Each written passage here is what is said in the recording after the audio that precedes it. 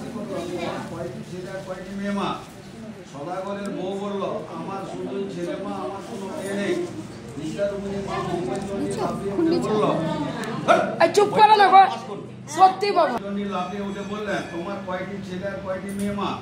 সদাগরের বউ বলল আমার শুধুই ছেলে মা, আমার কোনো মেয়ে নেই।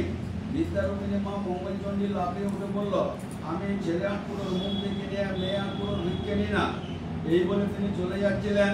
সদাগরের বউ সিধে মাটিতে রেখে তার পা দুটি জড়িয়ে ধরে বলল যাতে আমার একটি মেয়ে হয় সে আশীর্বাদ করো। তখন বিদ্যারূপিণী মা মঙ্গলচণ্ডী একটি ফুল দিয়ে বললেন এই ফুল দিয়ে জল খেয়েও তোমার মেয়ে হবে, মেয়ের নাম রেখো জয়াবতী। এই বলে তিনি চলে গেলেন। কিছুদিন পরে বেনের বাড়িতে গিয়ে একইভাবে ভিক্ষে চাইলেন।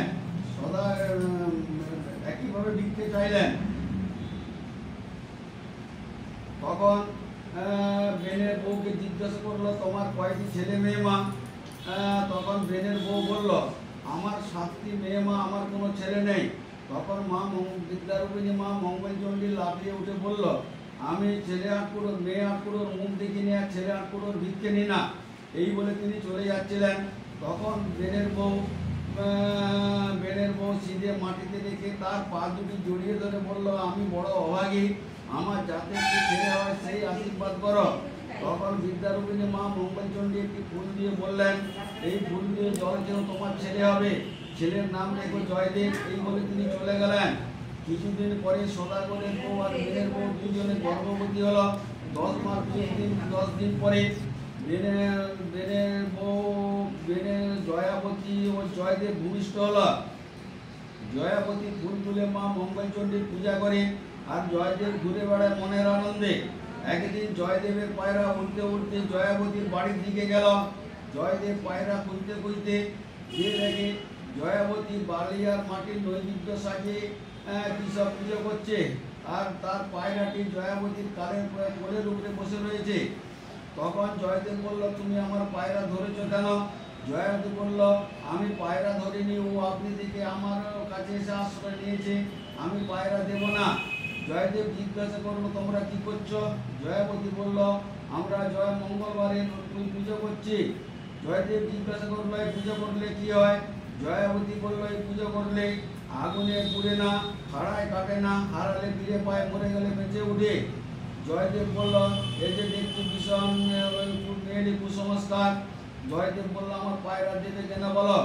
জয়াবতীর সঙ্গের মেয়েরা জয়দেবকে ভয় করত, তারা জয়াবতীকে বুঝিয়ে বললে। জয়াবতী পায়রাকে উড়িয়ে দিল। জয়দেব জয়াবতীর দিকে কর্মঠ দৃষ্টি তাকিয়ে বাড়ি ফিরে এলো। দুইজনে যৌবনে পা দিয়েছে, একে অন্যকে দূর থেকে দেখে, কাছে যেতে সংকোচ আর শঙ্কার জন্য যেতে পারে না। একদিন জয়দেব সাহস করে তার মাকে বলে ফেলল আমি জয়াবতীকে বিয়ে করব। তখন জয়দেবের মা বলল ওরা কত বড় লোক, ওদের ঘরের মেয়েকে আমাদের ঘরে দেবে কেন? ভীষণ ভাবনায় পড়লো জয়দেব দিনে দিনে শুকিয়ে যেতে লাগলো। একদিন মা মঙ্গলচণ্ডী স্বপ্নে সদাগরকে বললেন তোর মেয়ের সঙ্গে ওই ছেলের বিয়ে দিয়ে না তোর মেয়ে বাঁচবে না। তখন সদাগর ঘটা করে জয়দেব ও জয়াবতীর বিয়ে দিল। জয়দেব ও জয়াবতী শ্বশুর বাড়ি চলেছে। পথে যেতে যেতে মনে পড়লো আজ যে মঙ্গলবার। ওকে মনে মনে বিড়ি করে বলে করলো। তখন জয়দেব বললো এ কি করলে? জয়াবতী বললো আজ মঙ্গলবার, মনে মনে পূজাটা সেরে নিলাম। জয়দেব জিজ্ঞাসা করলে পুজো করলে কি হয়? জয়াবতী বললো কেন সে প্রথম দিনের কথা ভুলে গেছ? আগুনে পুড়ে না, খাড়ায় কাটে না, হারালে ফিরে পায়, মরে গেলে বেঁচে উঠে। জয়দেব বললো সে যাক, আপাতত এক কাজ করো, এইখানে বড় চোরের উপর দাও, তোমার গয়না গাটিগুলি সব খুলে ফেলো। জয়াবতী গয়নাগুলি খুলে সে একটা পুল্লিতে বেঁধে জয়দেবকে দিল। জয়দেব সে পুল্লিটা নদীতে ফেলে দিল। একটা বোয়াল মাছ সেই পুল্লিটা গিলে ফেললো। জয়াবতী শ্বশুর বাড়ি এলো। পাড়া প্রতিবাসী সকলে এসে বরণ করে বউকে ঘরে তুললো। বললো এই কি বাঁচার গায়ে একটিও গয়না নাই। তখন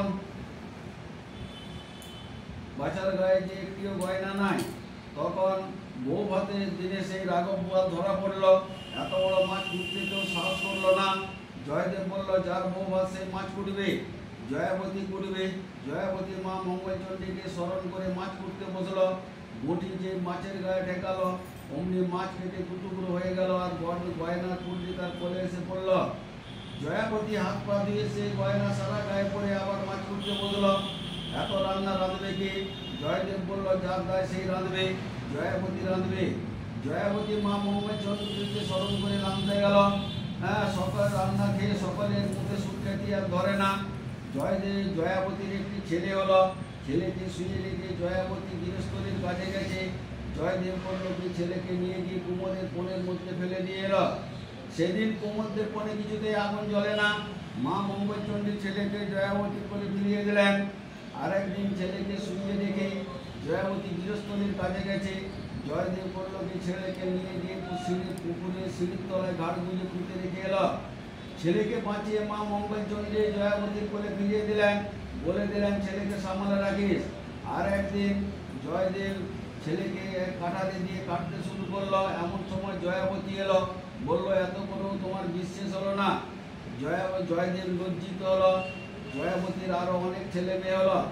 জয়দেবের শ্বশুর শাশুড়ি নাতি নাতনির মুখ থেকে স্বর্গে চলে গেল। একদিন স্বর্গ থেকে পুষ্পক রথ পাঠিয়ে দিলেন। জয়দেব ও জয়াবতী জীবন্ত অবস্থায় সেই রথে চড়িয়ে স্বর্গে চলে গেল। সকলে ধন্য ধন্য করতে লাগলো। সেই দিকে জয় মঙ্গলবারের কত কথা পৃথিবীতে প্রচারিত হলো।